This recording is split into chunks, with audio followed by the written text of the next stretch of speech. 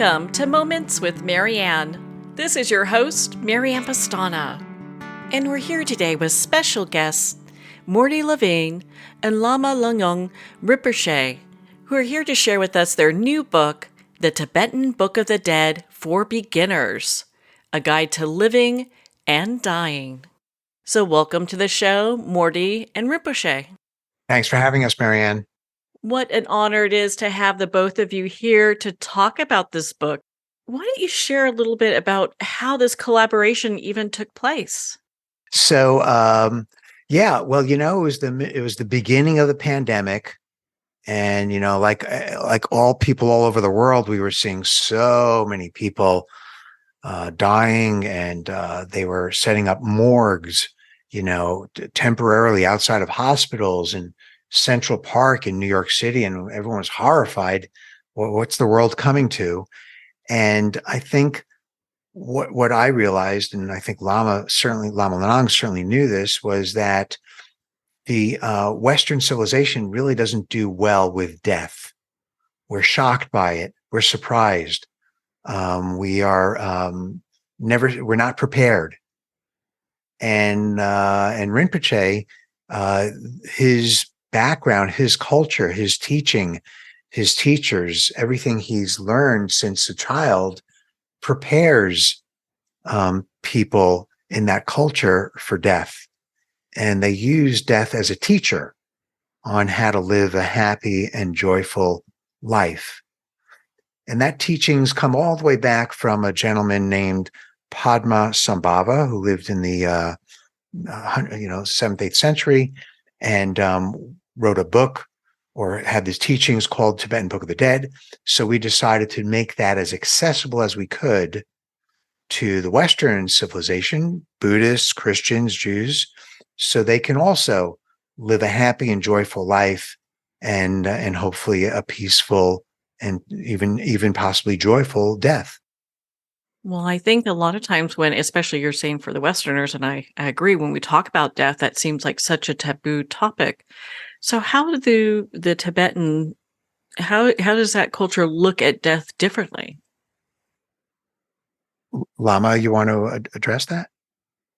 Sure. So, in Tibetan we accepted the death, and people, when they are getting like a 60, 70, then they're like, okay, now I'm 70 years old. In my life, I just working for family and chasing my dreams. Now it's time to stop and to prepare the next journey. And they go to monasteries and they study six pardos and meditation.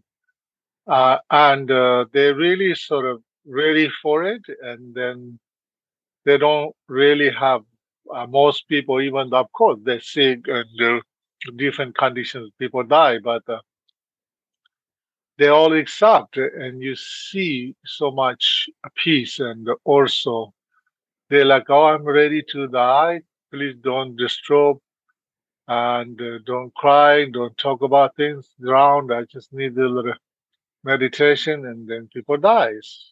It's a big difference. And here is people have too much grasping and attachment towards to a material world, and also in this life. And so that's why when they're getting older, that's so getting so hard. If in here in America, person don't like when they're getting old, they don't like to talk about aging. So because sort of the truth is bothers. In Asia, just sort of we talk a bunch of group talk about some things. They everybody says, I'm the oldest, I'm the oldest. They wanted to be the oldest. That's a big difference in the culturally. And also in Tibetans, they have opportunity to learn in death and dying. So that's why in the we believe if you live joyfully, you die peacefully. If you prepare, you learn in the death. The death is not a death. The death is liberation or peace. It's just like a changing the clothes every day you go to work. It's like that. You mentioned that grasping that we do, that attachment. And it's interesting. It seems like we have such great attachment now with our devices and our appearances. So, how is it for people to move from this place of great attachment to a place where they can start to let go? And definitely, when you begin to learn the wisdom of the Buddha's teachings, that's right now in the 21st century is our lives controlled by the material world and sense objects. Like what you hear, then your mind controlled by that. What you see, your mind controlled by that. What you feel, mind controlled by that. Will smell, taste, all that's why there's so many people sees the commercial stuff, then they buy that and they say, oh, if you take this, you'll be 10 years younger, or you put this cream, you look like her. Then showing the beautiful models in television. A lot of people believes. Then the and they have a big bill and they suffer. So, and what I'm saying is, we have to recognize this, and really, it's what you want is you need the peace of mind. That means you're the ones to lead your senses. But right now, most of the people's life is leading by the senses that they can control. But if you begin to use wisdom and meditation, then you can balance and which way you want to be your mind, which way you want to be your life. It's not about the material world, not about the big houses or luxurious life. It is about your mind. You can live happily living in the small place, humble place. Or you can live a luxurious life. You can humble too, enjoy. So it depends on you understand the science of the mind. Yeah, and Marianne, I think you raise a good point, which is that, and as Rinpoche was just saying, we become addicted to these things that kind of grab us. So we grasp, and now if we just tell someone that we have this problem or we've been grasping, how do I stop? It's not that simple, or I should say, it's very simple, but it's not that easy because we get addicted to all of these sense objects. And that's where the problem comes in. It's a habit, becomes a habit. Got to break the habit. And I'm sure a lot of people don't even realize that they have that habit in place. Yeah. And then, many people walk around, I agree, and they don't realize that they're angry, or they don't realize that they even have a problem. And it's only when you start to realize that you have a problem, then you have to say, gee, do I want to do something about it? And that's where hopefully, someone like Rinpoche comes in to show, hey, this is the habit you have, and here's an antidote for it.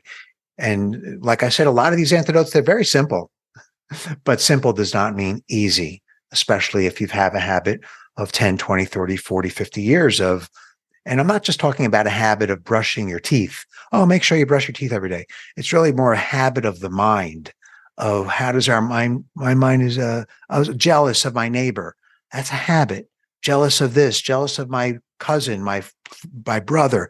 So that jealousy is a habit. So these are habits of the mind that primarily that we're really trying to break. Yeah, that's why we need to recognize and submitting, because most people they think that I'm right to be this way. You see, in America, I heard it's the story is the person has too much kind of these habits, and that's why sometimes people are addicted to the prescription drugs. And I heard one lady go to the doctor. She said, I'm so pain and suffering. And the doctor checks and checks and checks. And doctor notices sort of nothing wrong with her. So then, and where you have the pain, she don't know where is the pain because she thinks she's sick, but Then the doctor was giving her water. Say, okay, some kind of different bottle. Say, okay, you can took it. When she, in a few days, she says, oh, I feel better. So you see that that's the kind of habit we have to habit of air condition, like a cooler heater. Many years we would go that we don't have those things. We are survived, we are strong, but now we have to have all these things because of the habit. So anyway, something like that. Thank you. I appreciate you going into that. I know this book is for beginners. Do they have to have any kind of background into Tibetan ritual or understanding? No, that was really our main goal here was not, gee, we want to teach Buddhists how to live a happy life and die peacefully. That was not our goal. Our goal was really to help humanity. So this book has now been out for a few months, and the good news is all the feedback that we get from people that are not Buddhists are really benefiting tremendously. So this is really for anyone of any persuasion. It's all, yeah, that was really our goal, is to reach as many people as possible. I notice you start the chapter off with karma. Can you share a little bit about that with us? Yes, and definitely. And in this world, everybody wants to have happiness, peace, and all the good things. But in our lives, driven by the ignorance, hatred, attachment and grasping, jealousy and pride. So that's the reasons you see when we have this, that is the seed of the karma. So it's karma is like what kind of seeds you put into the ground, and exactly that kind of plant grows. Like you put the medicine, medicine grows. Put the poison, poison grows. Exactly same as everything in this world is relative. So, for example, in my country, in Tibet, in my region, Golong, in there is a family and has a daughter. And the daughter, when she was born, and then she was 3 or 4 years old, she she says, I hate my grandma. I don't like my grandma. I don't like grandma. The parents said, don't say that. Grandma love you, blah, blah, blah. You know, they explain. Then ask her, why you hate? He said, you know, when I was in a dog, I want to die in a nice place, but she not allowed me. I was suffer so much. And that's the reason. So she see, they have old dog. He want to die in their garden, but the grandma took out to put him somewhere. They come back in the garden. Third time, the dog was died. And this girl is maybe late 20s right now. So you see the karma and the reincarnation is like that. Nowadays, everybody knows. So the karma, the root of the karma is our mind. So there's karma is like something you did, you prepared, buy some weapon or something, and then you go that to shoot animal, deer or somebody. Actually, that's you completed karma. But sometimes you are just sitting in the couch in the living room watching news or a mirror, and then you hate some politician or some other person. Like we thinking, oh, I wish somebody shoot him or shoot her, or uh, thinking very negatively. Actually, we create in the karma. The root of the karma is the mind. The seeds of the karma is the our thought. When the good thoughts coming, good karma starts with it. Bad thoughts created thought coming, then bad karma starts. So it's just like a karma you can hide. Karma you can run away. It's a karma. It's like a shadow. So then often we see some bad people, they have good lives. Some people think, oh, karma is not true. Look, he's done this, but he has good life. But because his past life did something good that brings this life was good, but right now he or she doing bad things, next life also he going to get it. So in karma is like a shadow. We don't want it to see, but you can't run away from the own shadow. So karma is never misses. So when you have thoughts in the morning or evening or eating with a friend, the thoughts is what count thoughts, and that is the karma. Because this world is driven by the ignorance and selfish and self-centeredness. That's why and dark energy and negative karma is so strong because this way we are inventing. So Marianne, your question about, at the very beginning of the book, we start talking about karma. What's that all about? Because in order to understand, really death and be joyful in life, we really need to know karma. Why? Because we believe that when you die, the only thing that you take with you is your karma, your habits. You can't take your clothing, your brain, your body, your house, your money. Can't take anything. Only thing that goes with you when you die into the afterlife, which we call the bardo, are your habits. So if you're an angry person, or you're always grasping after money or fame or jealousy or whatever it is, that is what goes with you. And that's what you are reborn with in your next lifetime. And at this point, there's thousands of documented children who remember their prior lifetimes. So we from our perspective, we kind of know that rebirth is a real thing. But if the question is, well, I don't want to be reborn an angry person. Well, I was angry in the afterlife. Why? Well, because I was angry in this life, and that's what you take with you. So we try to draw that line that really how you are, your state of mind right now. Oh, if I'm angry now, well, I'm probably going to be angry in the next few moments, the next few minutes. I'll probably be angry about something tomorrow. That continues, that thread continues all the way up until the moment you die. And then, of course, thereafter. And if you said, gee, you get a phone call, I'm 92 years old, I'm about to die, I'm a very angry person, well, why are you angry? Well, because you were angry or grasping your whole life. So we try to address that early on so people can change their karma now, because that will impact the next few moments, days, weeks, months, years, and of course, how you die. What if you have people that say, well, I don't know what my karma is. I think I'm a pretty good person. That is definitely everybody thinks we are good persons. So you see, each country thinks they are the best country.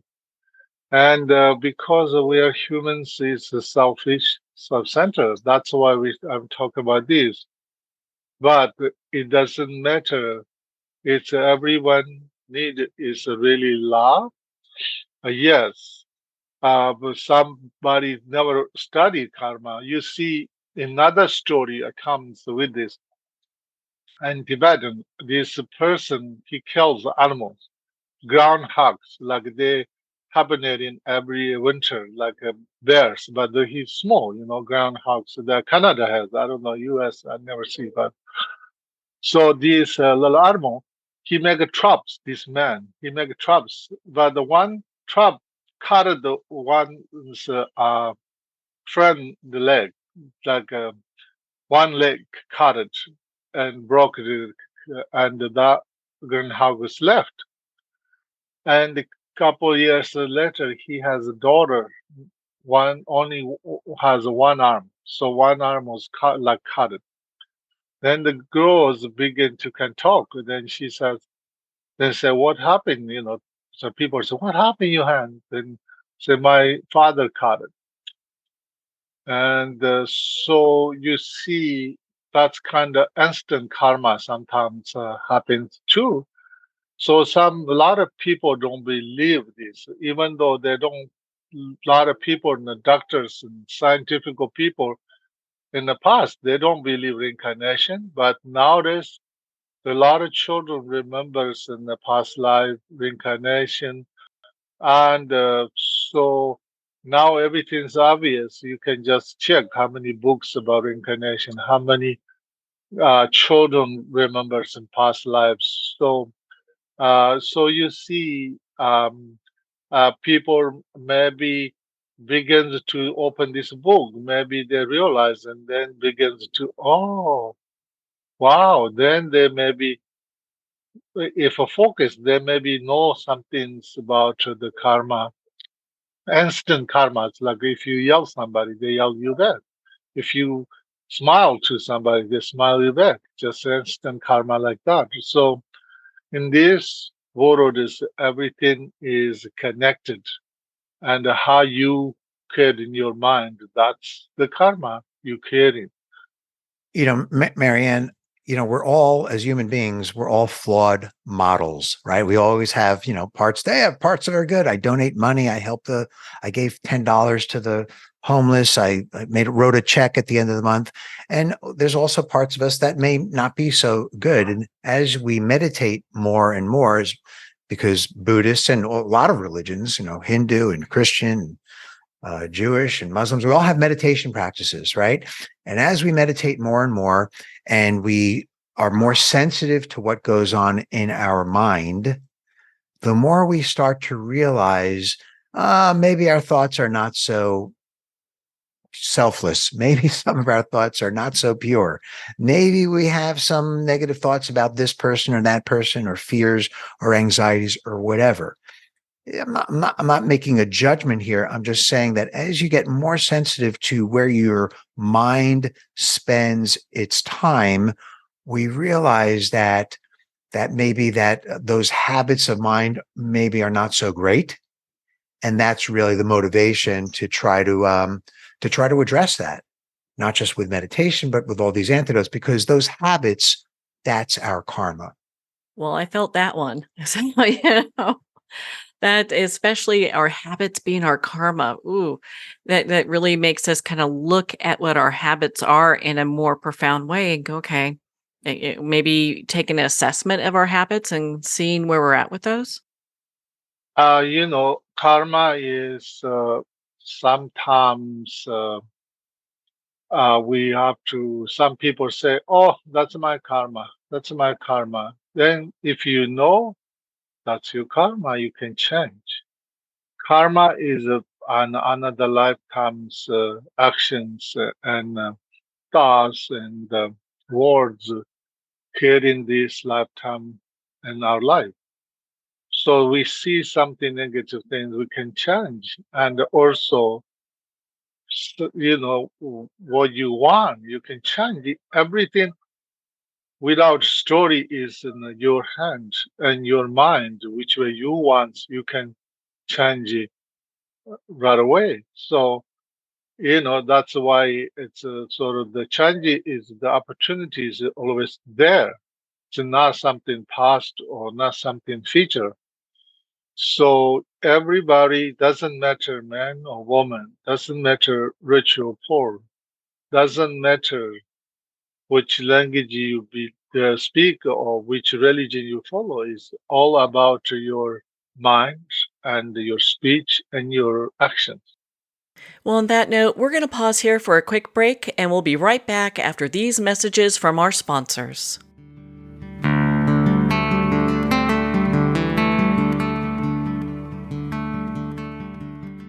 Are you an actor, public speaker, or an executive telling your story over Zoom? Jean-Louis Rodrigue and Scott Weintraub's new book, Back to the Body, takes the process they use to coach top Hollywood talent like Margot Robbie, Jack Black, and Ke Huy Quan and makes it available to everyone. Using your body and its energy as a point of departure, your work will gain an enhanced level of performance and depth. Back to the Body, available on Amazon and wherever books are sold. Every day, pets are surrendered and abandoned. For these helpless and hurting animals, Paws Humane Society acts as a voice for the voiceless, providing hope for a brighter future. You can make a difference in the life of a shelter pet. Become a humane hero today. Just $10 a month will provide much-needed food, shelter, medical care, and love. It takes a community. It takes heroes like you. Together we can. Together we will. Together we are Paws Humane. Visit pawshumane.org to be a hero in every animal story.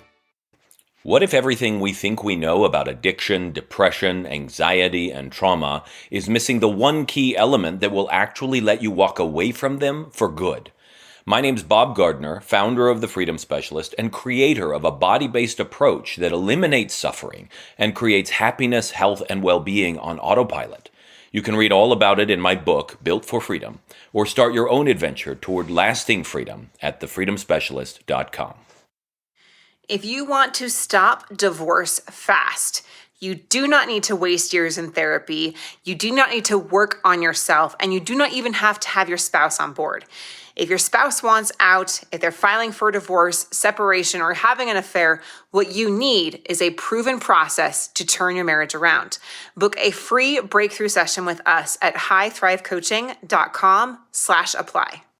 Dr. Richard London, who has 25 years of experience being known as the Man of Steel with the Heart of Velvet, presents the Life Wellness System, The Road to Yes, a mentoring system that brings you to becoming a wellness heir.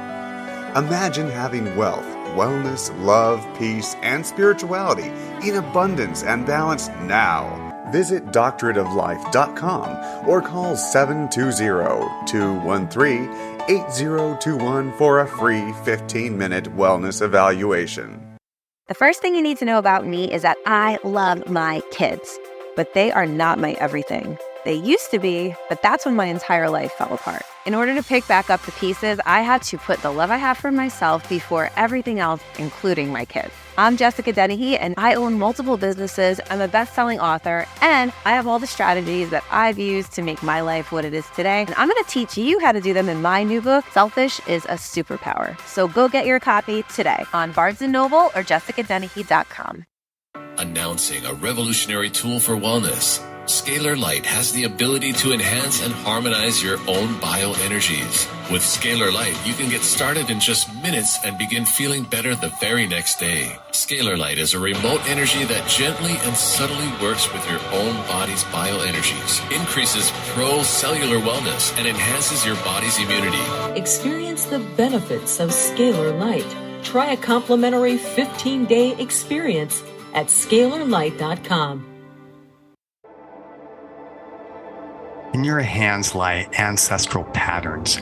These patterns shape how you think, what you struggle with, and experiences you love, your life pattern. We're going into the latest neuroscience of biological hand analysis, a realm beyond palmistry where science and the soul entwine.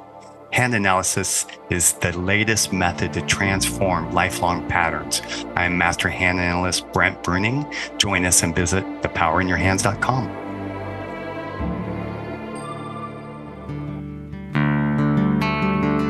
I'd like to thank Jason Eastwood at Guitarfulness for sharing his inspiring music and talent with us.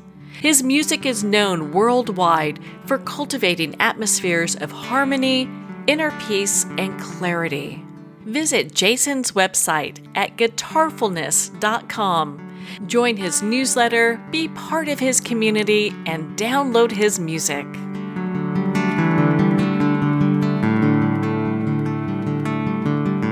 Welcome back to Moments with Marianne. We're here today with Rinpoche and Mordy in regards to their new book, The Tibetan Book of the Dead for Beginners, a guide to living and dying. So when we get to this place where we're in the process of dying, what lives on and what actually dies? You see, everybody's different because everybody's the karma. I like us always share the stories. Maybe that's kind of easy to understand. Once in this person, doctors told him, only 2 months to live in Tibetan. And there may be 10 cars. It must be he's famous or I don't know, rich or whatever. There be bodyguards, even though they bought to me to see me for healing.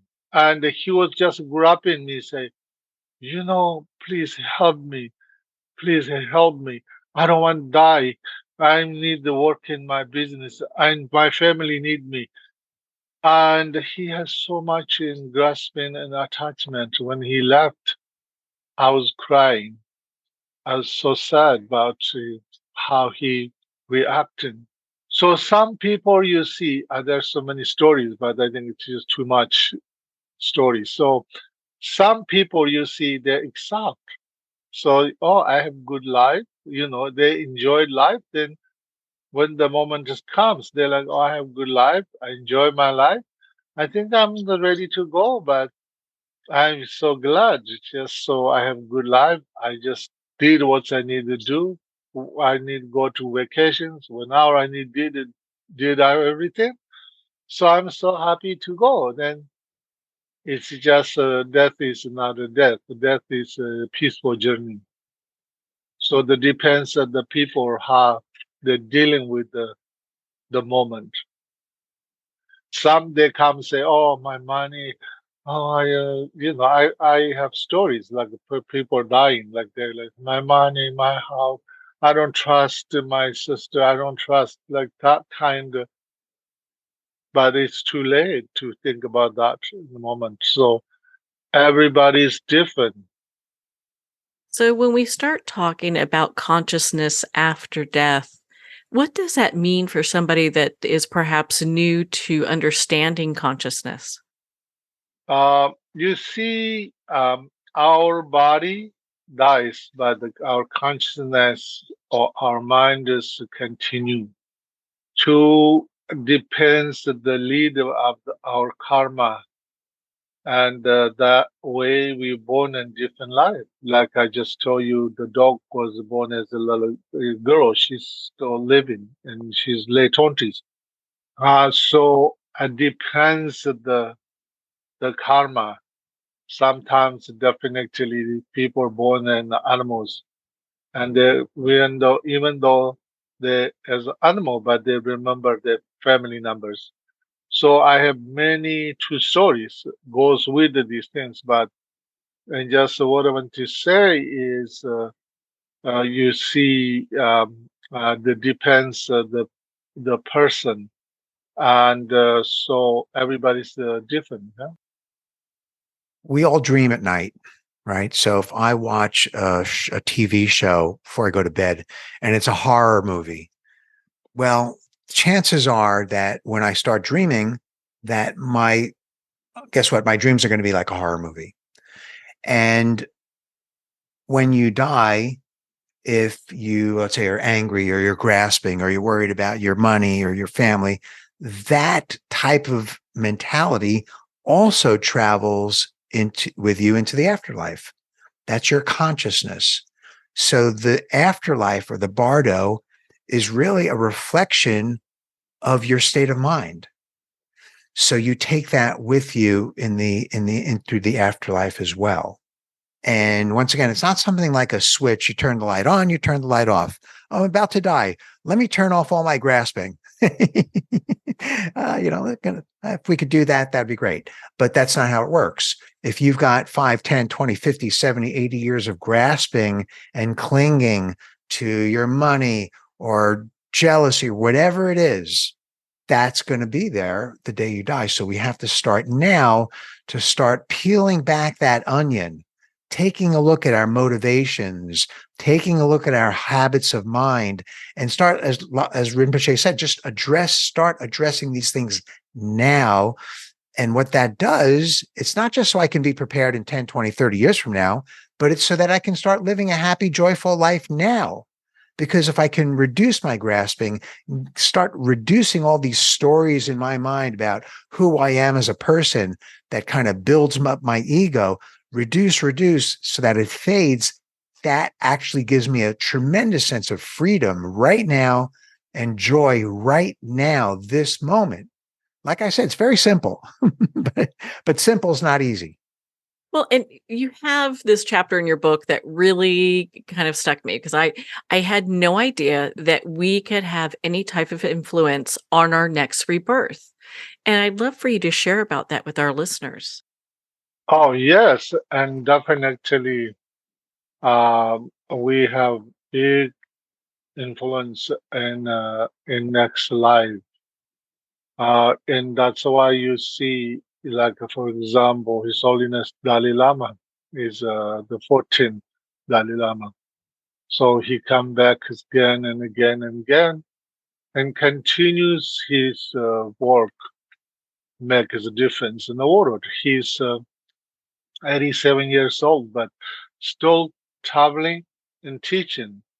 It's not for something him for business, no, in benefit in the world. And his dream vision is there is 7 billion, more than 7 billion people. He's saying everyone needs love and peace. I work for world peace. And then also he says, I'm a religious person. I'm humble monk, a Buddhist humble monk. And that reasons I work religious peace, work with all the respect to all the religious in the world believe in. Then also he says, I'm a Tibetan. I have to be kind of keeping Tibetan culture and knowledge, those science, the major science of Tibetan teachings and culture. So you see, that is a 14th Dalai Lama. The same way, also many lifetimes benefiting, and also there's many children remembers their past parents, and even they meet together, they talk to each other. Some Indian girls like found her husband, ex-husband, and so they, even though she asked, say, okay, I bury some money in a little box for our emergency, and you found it. He said, oh yes. So you see that amazing stories. If you can look, it's two stories. So, and you can see that tremendous benefiting. And also, you just think about a person do good things, and when even the past, then everybody like, oh, he or she does wonderful things. They remember. So then also people talk about your stories that way. Also, if a person do good things in this world, loving kindness, and that way benefit is, wow. Of course, you really truly your heart is wisdom and loving kindness. Then you bonus that continuously benefit. That's why in that is that we all has this opportunity to make a difference in ourselves, our life, and also lives of others in this moment, and also continue. Marianne, I'm going to give you an analogy. It's not like, before I give you the analogy, it's not like for us, we can, we're in the bardo, we're in the afterlife, and then, well, let me take a look around and see which family should I be reborn in? Should I be reborn in? It's not like that. It can be like that for people like the Dalai Lama, and for great, great beings, enlightened masters. They can pick and choose, their rebirth. But for 99.9% of us, we can't do that. So what we can do is do our best, as Rinpoche and I mentioned, to reduce our karma, reduce our bad habits, and then have a happy life, a happy death, a joyful death, a peaceful death, have a reasonable time in the bardo, and then you don't have to worry about the rebirth. It's almost automatic. It's almost your karma is what it is. You're going to be reborn based upon your karma. So the analogy that I said is not a great one is, let's say I want to lose weight, but I really only want to lose weight around my hips. So I go on a diet. I can't really surgically lose weight around my hips, but if I go on the right diet, the healthy diet, my whole body will in general be healthier. So we can't really pick and choose, but we know that if you do, all the simple but hard work, now that will, at the end of the day and at the end of the life and in the next life, set you up well for we call it an auspicious rebirth. Also, you see, then Buddha says, doesn't matter man or woman. And he said, it's a path of liberation, or even the rainbow body doesn't matter man or woman or rich or poor, or doesn't matter the caste system. The matter is the right motivation and right dedication. Everybody has this opportunity to reach enlightenment or born better lives if we start. And you see, so what you really which way you want is the choice within ourselves. But there's a fear saying, "Oh, you're not enough. You can't do it."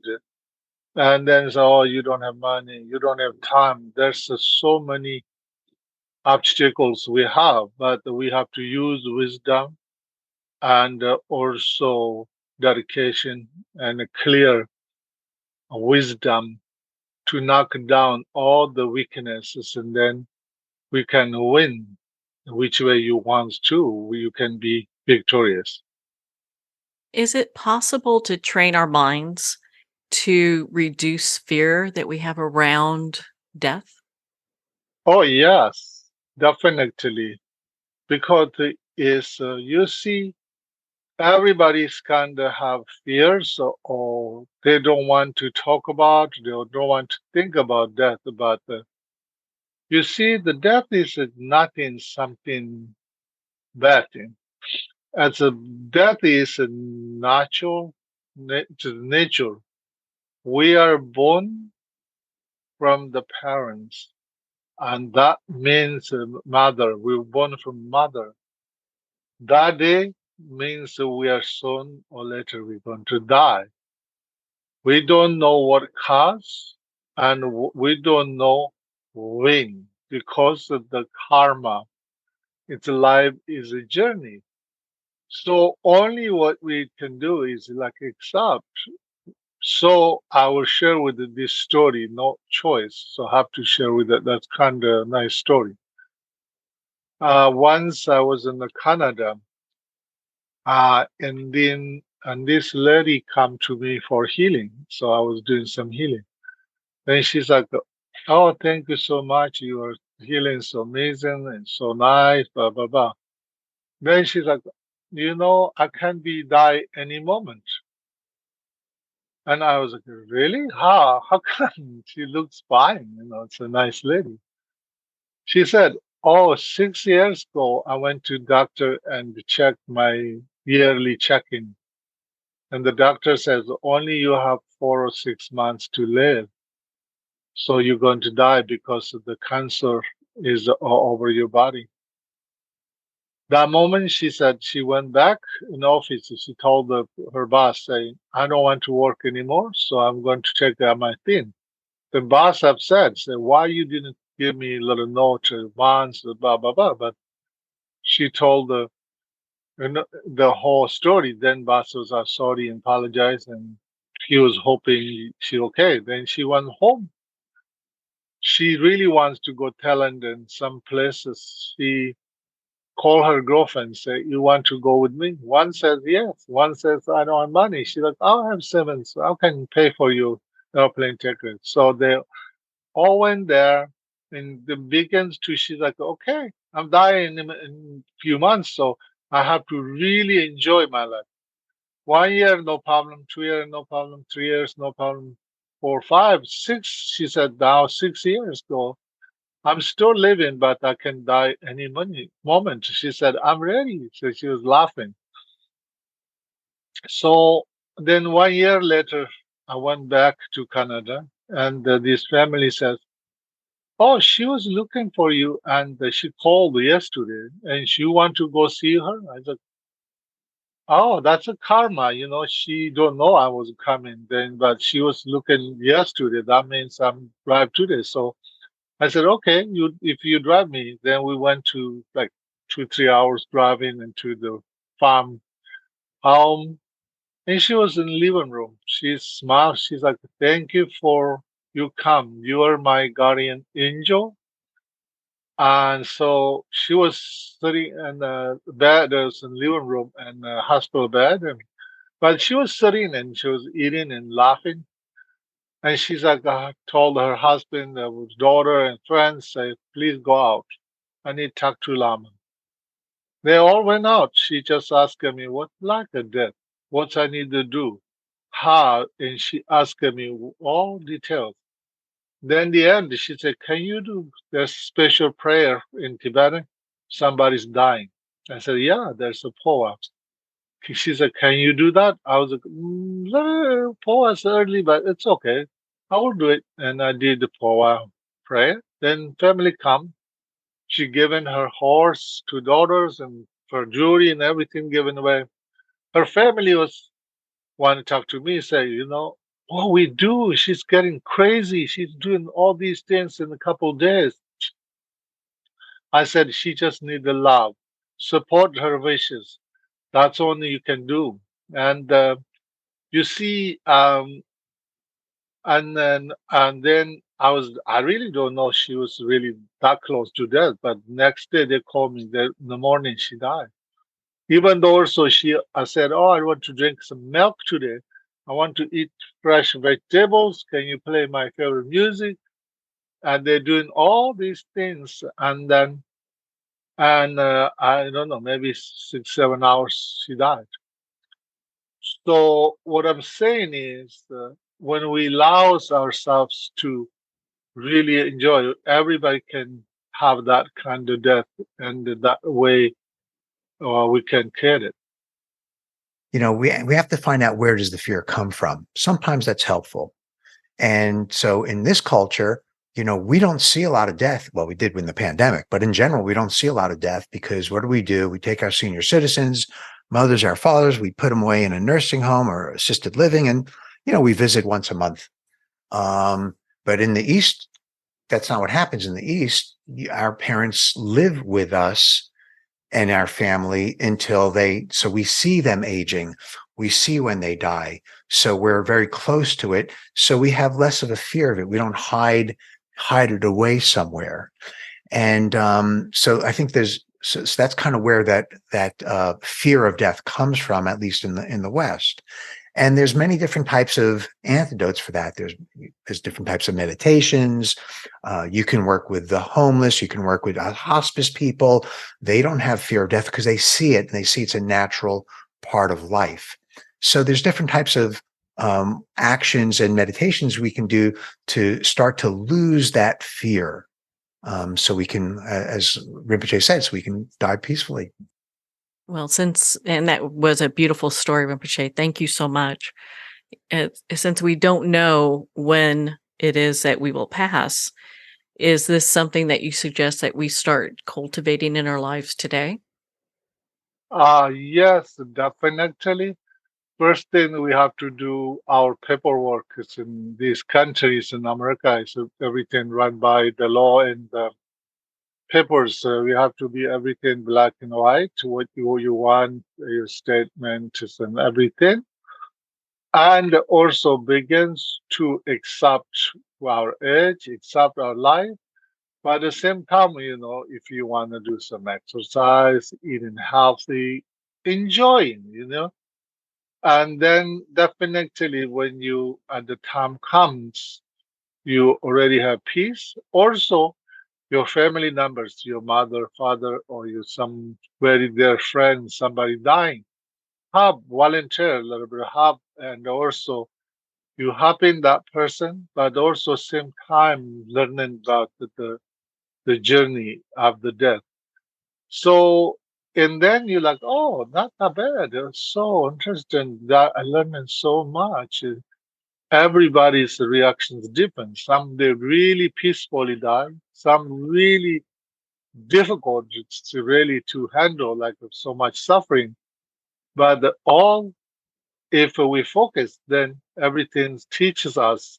It's like life. You go to the most difficult studies and do the exams, then you got to the highest degrees. And very hard, but when you finish this, you have good future. And the same way in the in life, in death and dying is also when we hear things like somebody died, that begins to teach us. When somebody talk about, oh, my friend died, that means also we are next. And that also beautiful tree, if you look, that tree is like strange colors and leaves. That means we're going to drop the leaves. And but then coming back again. Everything is like natural.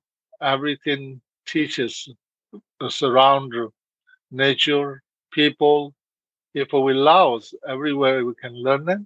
And even though you can really can help others when we really focus in this journey or this way. Did you want to add anything, Mordy? I think Rinpoche covered it pretty well. The only minor thing it's not minor, is all the spiritual practices that we do, and this is probably true for all religions. They give us have the ability to give us an immediate benefit, and that's a beautiful thing. Because those spiritual practices are ways to break the habit and create new positive habits, and the habit lasts as we continue to do it more and more and more. So what we're not suggesting, go really suffer tremendous suffering, because at the end it's going to be okay. We're not suggesting that at all. What we're suggesting is we're breaking the habit of this habit of mind. We're creating good karma that will give us peace and joy in the very, very short term, because we're going to start it right now. And that can last us a lifetime as we continue with those positive habits or that positive karma. And that, of course, continues through the afterlife and then through an auspicious rebirth. What are some ways that we can support ourselves at the end of our lives? Oh, yes. That's why we can, and definitely learning the death and dying, also learning Powa. There's so many teachings on that in the Tibetan tradition, and also definitely in other traditions as well. When we lounge, then in death is not death. Death is liberation. You see, and when we look, when we are born, with mother and child is so much pain, but we all say congratulations and blah blah. And then you see when we die and peacefully, but people cry and suffer. So it depends how we look and how we think. And we actually have a chapter in the book on that, is, how to prepare. Yes, we can prepare right now. That's for sure. But in addition, you can write out, this is how I want to die. I want to be in this I want to die at home. I would love to have flowers around. I would love to have this kind of music. You can get very, very specific if you want. You can either make it a legal document or just share it with your family. It doesn't have to be a legal document. And, Rinpoche was just mentioning this prayer, this practice really called Powa. And we have a version of it in the book, which is for all religions.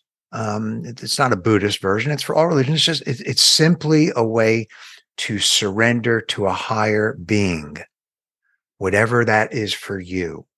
So, but if we just kind of wait until the last minute, it's kind of hard to put all that together. So it's good to prepare in advance as specifically as you can. Rinpoche mentioned earlier, get your papers, your documents. Why? Not because we're so interested in being organized. If you're organized, that's a good thing. But because it's one last thing for us to be worried about and grasping and attached. So we get everything in order as much as we can. simplify as much as we can, then just have less grasping. What would you like readers and our listeners to take away from the Tibetan Book of the Dead for beginners? Rinpoche always gives me the hard questions, Marianne. I hope you noticed that. I think, the takeaway, I'll just really repeat what Rinpoche said earlier, is you can start now. You want a happy, peaceful, joyful death? Well, guess what? The good news is you could start now, and that will bring you onto the path of a happy, peaceful, joyful life. And we go through many ways on how you can do that in the book. But, a lot of it is just becoming in touch with your mind and doing that, whether it's through meditation or some kind of spiritual practice. You don't have to go to church. You want to go to church, go to church. But if you have some other spiritual practice, that's great too. Because we're just trying to reduce all this negativities, this negative karma, the grasping, the clinging that we've all grown to habituate. And because doing all that really will put us in a good place immediately, and then over time as well. And then, of course, as we approach death. Well, we have a worldwide audience. And Rinpoche, I wanted to see if you'd like to say anything to our Tibetan listeners. Oh, Tibetan listeners, good. Trashi Delat. And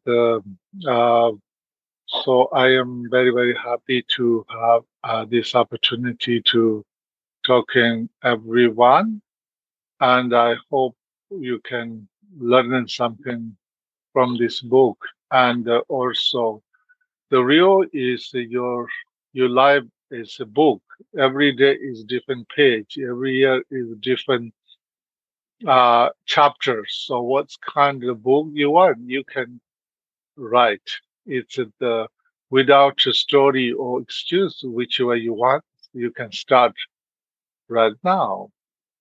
Live with the peace.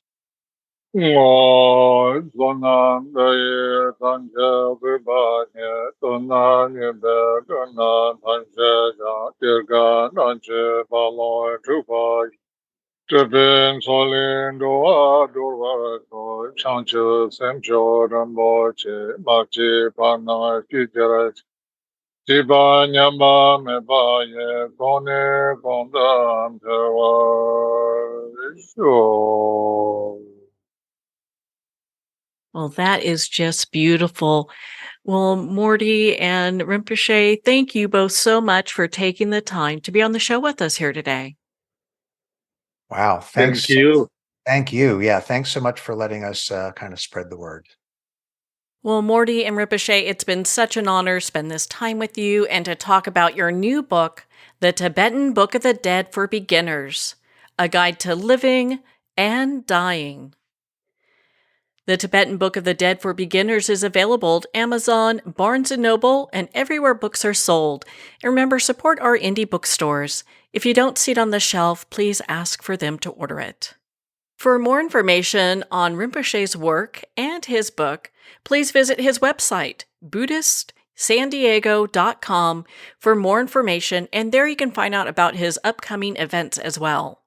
You can also visit Mordy at his website at MordyLevine.com.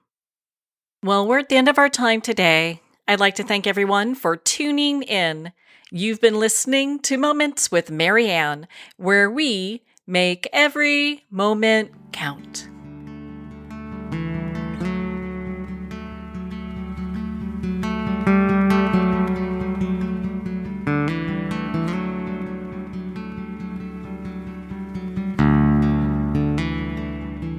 In a single moment, your life can change. Moments with Marianne is a transformative hour that covers an endless array of topics with the best of the best. Her guests are leaders in their fields, ranging from inspirational authors, top industry leaders, and business and spiritual entrepreneurs. Each guest is gifted and a true visionary. A recognized leader in her own work, and while teaching others to develop, refocus, and grow, Marianne will bring the best guest and sometimes a special surprise. Don't miss this. You never know just which moment will change your life forever.